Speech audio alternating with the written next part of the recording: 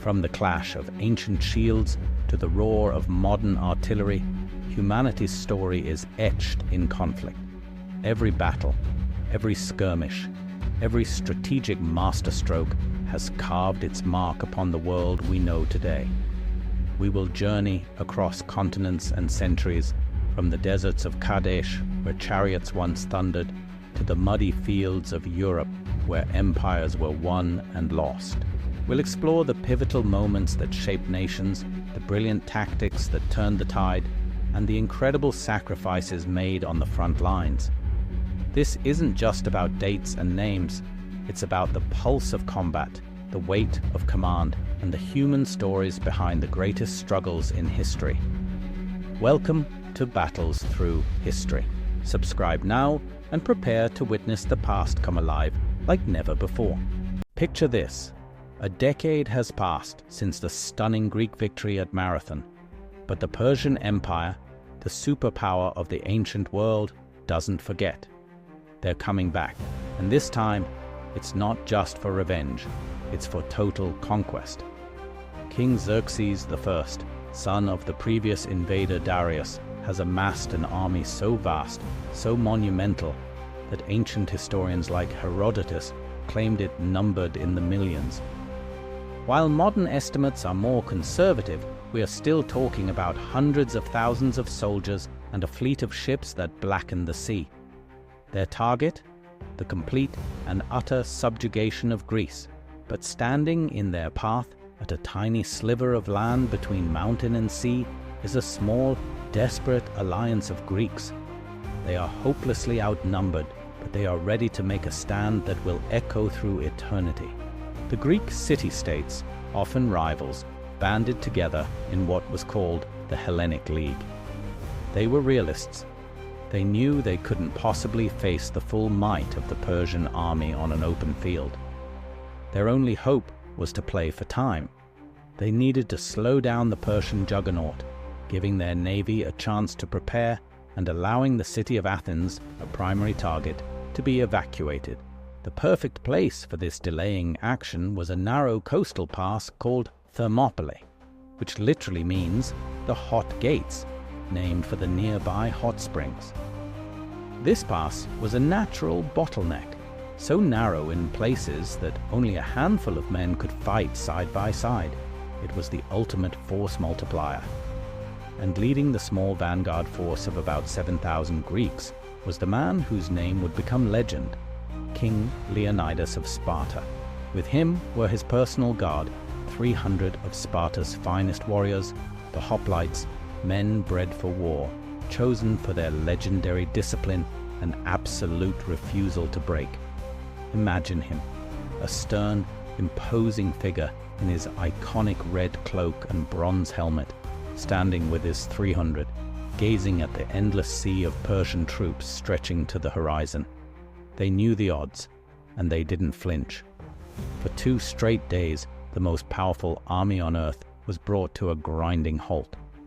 Xerxes, sitting on a throne specially erected so he could watch his inevitable victory, grew increasingly furious. He threw his best troops at the Greek line, wave after wave. He even sent in his elite, the 10,000 soldiers known as the Immortals, so named because their numbers were always kept at exactly 10,000. But it didn't matter.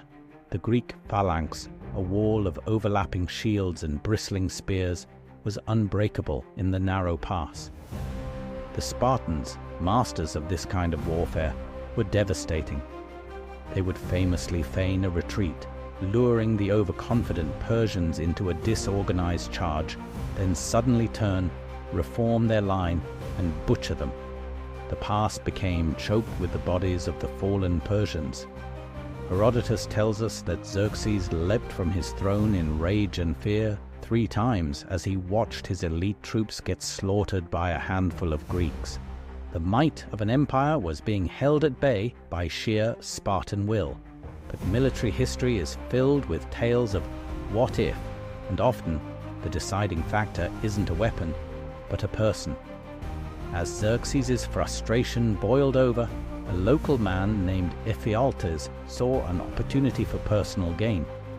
his name would become synonymous with the word traitor for the next 2,500 years. He went to the Persian king and revealed a secret, a hidden mountain path, a goat trail known as the Thermopylae, that went around the main pass and would emerge behind the Greek position. This was the key Xerxes needed.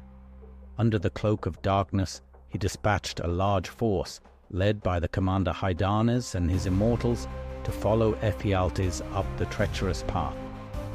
A small contingent of 1,000 Greek soldiers from Phocis had been stationed to guard this potential route, but they were taken completely by surprise, outflanked and scattered. By dawn, the Persians were descending the mountain. A messenger raced to Leonidas with the devastating news. The pass was compromised. Their position was about to be surrounded. The trap was closing. For Leonidas, the choice was clear, and it was rooted in Spartan law and honor. To retreat would be unthinkable, but he also understood the larger strategic picture. The main Greek army needed to be preserved to fight another day. So he gave the order for the majority of the Greek allied forces to withdraw.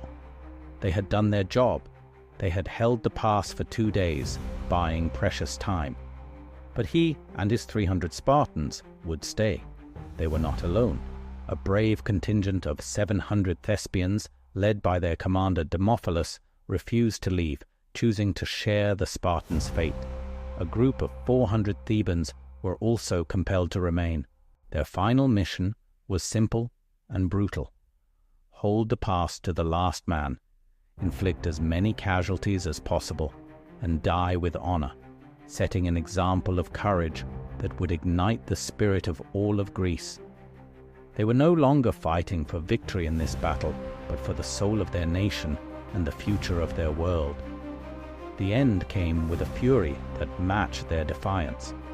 Knowing they were surrounded, the remaining Greeks no longer held the narrowest part of the pass. They advanced into a wider section, determined to take as many of the enemy with them as they could. They fought with a desperation and valor that stunned even the Persians. Their spears shattered, so they fought with their short swords. Their swords broke, so they fought with their hands and teeth. They were a cornered lion, swarmed by thousands. Leonidas himself fell in the heart of the fighting, and a fierce struggle erupted over his body, with the Greeks driving the Persians back 4 times to retrieve their fallen king. Finally, pushed back to a small hill within the pass, the last of the heroes made their final, defiant stand. Hemmed in on all sides, they were buried under a relentless storm of arrows, spears, and stones until not a single one was left standing.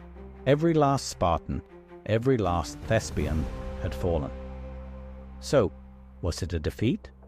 Tactically, on that day, yes. But strategically and morally, Thermopylae was one of the most significant victories in history. The sacrifice of Leonidas and his men was not in vain. The 2 days they bought were absolutely critical. It allowed the Greek fleet to maneuver into a position for the decisive naval battle of Salamis, where they would shatter the Persian navy. The story of the 300 spread like wildfire, becoming a rallying cry that united Greece. It proved that a free people fighting for their homes and their liberty could stand against a tyrannical empire, no matter the odds. The courage shown at the hot gates inspired the Greeks to finally drive the Persians out of their lands for good at the Battle of Plataea the following year. Thermopylae became more than a battle.